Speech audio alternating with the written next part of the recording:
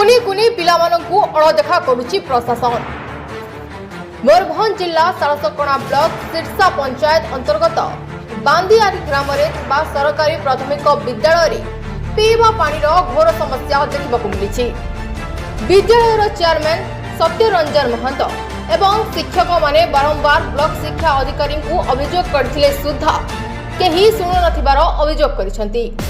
Chairman Shri महंत सरपंच जरिया गत 5 तारीख दिन ए बाबद सालसकणा ब्लॉक गोष्ठी उन्नयन अधिकारी को लिखित अभियोग करथिले।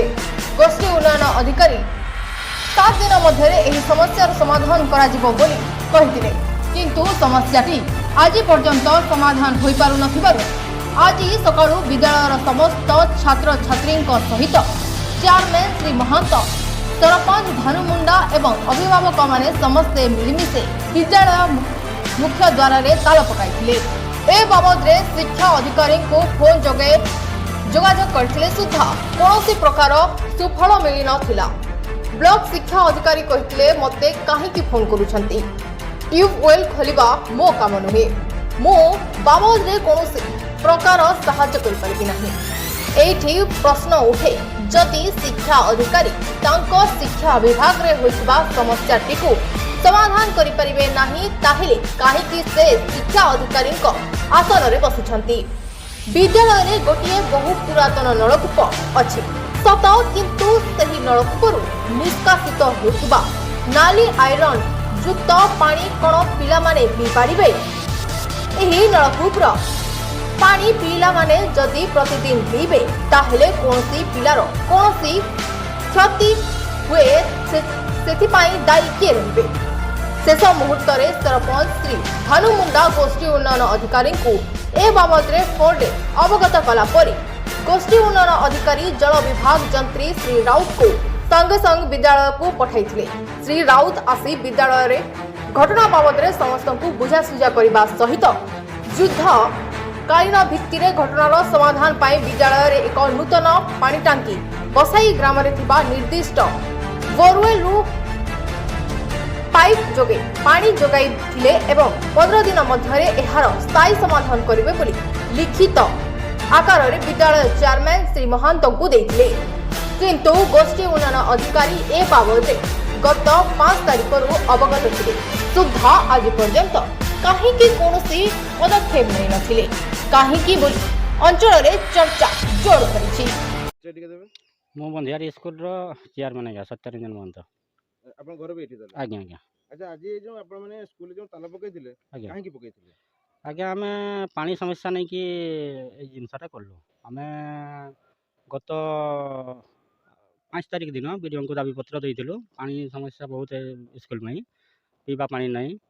ये जो पानी देखो जंती होची आयरन पानी हमरो पिला माने जोटा पी पारु नांती, गड़िया पोखरी रे जाईकी थाली बासन धोउछंती, पानी रो घोर अभाव। तेणु एथिपाई आम दाबीपत्र देइथिलु। वीडियो महोदय आमको 7 दिन टाइम देइथिले, 7 दिन आज हो गलानी। तेणु आम बाध्य होइकी ताला पकईछु। आ 7 दिन पर भी कौनसी नहीं कौनसी पदक्षेप नहीं आज्ञा नहीं, जहाँ फटे आमको पिला को बाहर बसेबाको पड़ला।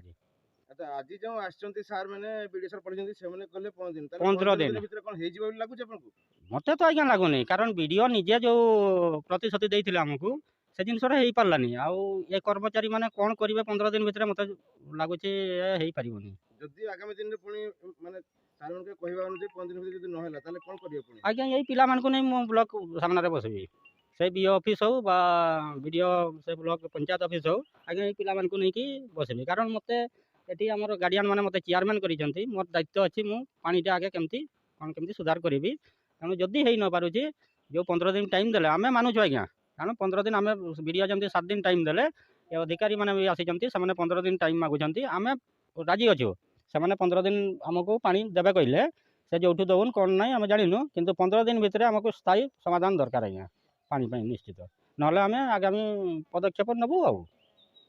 आ ब्लॉक जीवु कोन करिवु सता बेला देखिबा। मैडम आपन परिचय दिए देबे? ना होतली ना महंत इंचार्ज हाँ बंधियारी प्राथमिक विद्यालय। अच्छा मैडम स्कूल ले आज पिला माने सब जो ताला पकैथिले पिला माने गार्डियन सब जो ताला पकैथिले से बाबत किछ कहबे? କାହିଁକି ତାଲା ପଡ଼ିଥିଲା କ'ଣ ହେଇଥିଲା? ଏଇ ନଳକୂଅ ଯେଉଁ ସ୍କୁଲର ନଳକୂଅ ଅଛି ତ ଏଠି ଆଇରନ୍ ପାଣି ବାହାରୁଛି, ପିଲାମାନେ ୟୁଜ୍ କରିପାରୁନାହାନ୍ତି, ସେଥିପାଇଁ ପାଣି ସମସ୍ୟା ନାହିଁ। ତ ଏ ବାବଦରେ ଆପଣ ଆଗରୁ ଆପଣଙ୍କ ଉପରସ୍ଥ ଅଧିକାରୀଙ୍କୁ ଜଣାଇଥିଲେ? ଆଜ୍ଞା, କାହାକୁ ଜଣାଇଥିଲେ?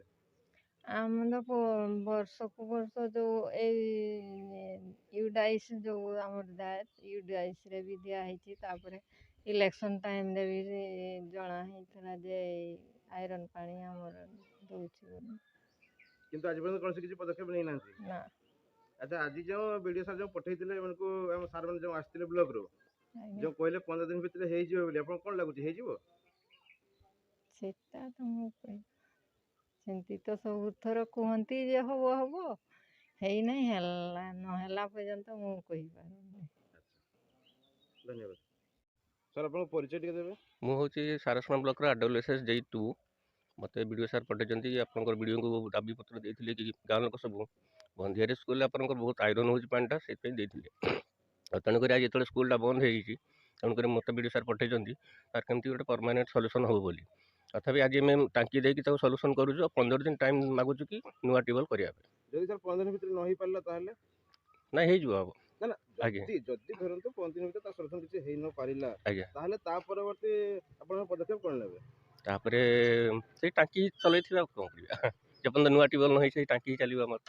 ଆଚ୍ଛା, 15 ଦିନ ବି ହେଇପାରେ। ନାଇଁ ନାଇଁ, 15 ଦିନ ତ ମୁଁ ଟାଇମ୍ ଦେଲି, ଆଚ୍ଛା, ପୁରା ସଲ୍ୟୁସନ୍ 15 ଦିନ ଭିତରେ ହେଇଯିବ, କିନ୍ତୁ ଯେପର୍ଯ୍ୟନ୍ତ ହେଇନି ସେପର୍ଯ୍ୟନ୍ତ ଆମେ ଟାଙ୍କି ଚଲେଇବୁ।